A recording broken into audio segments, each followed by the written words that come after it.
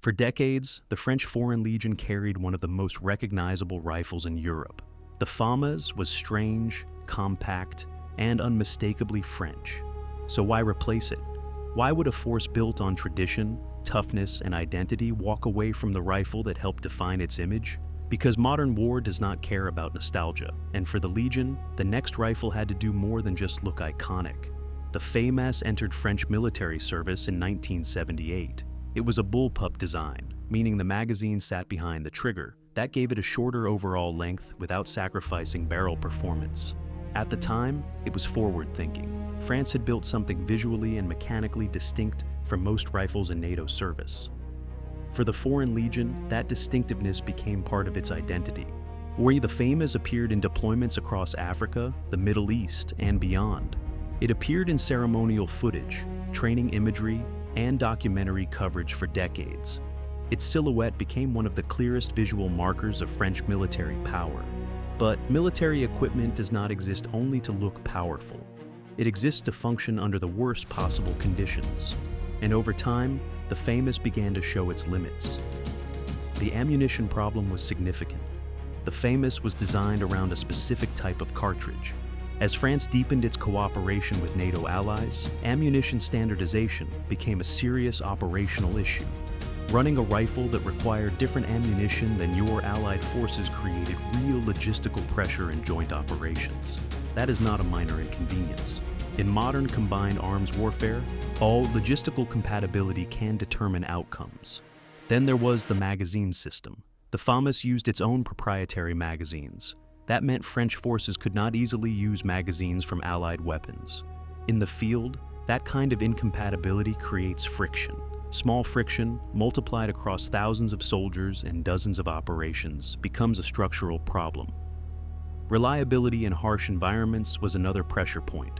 The Legion deploys in extreme conditions: desert heat, sand, dust, moisture, rapid temperature changes. Any mechanical system faces stress in those environments. Over time, aging platforms face increasing maintenance demands and reliability questions. And finally, there was the modernization gap. By the time the replacement decision became serious, modern rifle platforms had advanced significantly. In rail systems for optics and accessories, better ergonomics, improved reliability standards, easier maintenance procedures. The gap between what the FAMAS offered and what modern operational doctrine required had grown wide enough that maintaining the platform no longer made strategic sense. So France ran a competition, and the winner was the HK416F. The HK416 platform had already built a strong international reputation. It had been adopted by elite forces in multiple countries. Norway had replaced its national service rifle with it. The United States Special Operations community had used it extensively. Delta Force had chosen it. The French National Gendarmerie Intervention Group had already put it to use. For the French military, that track record mattered.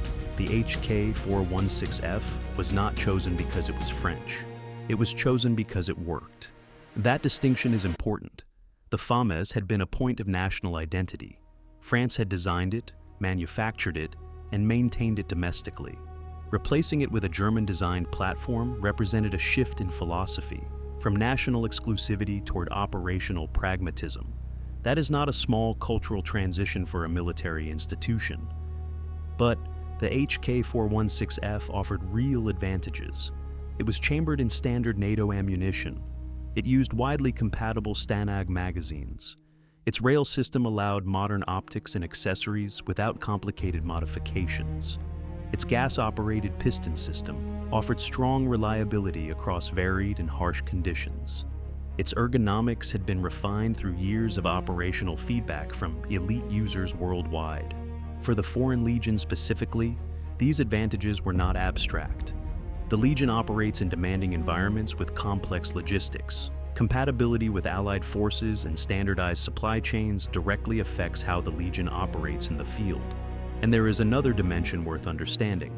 The HK416F adoption was not only about the rifle, it was about doctrine.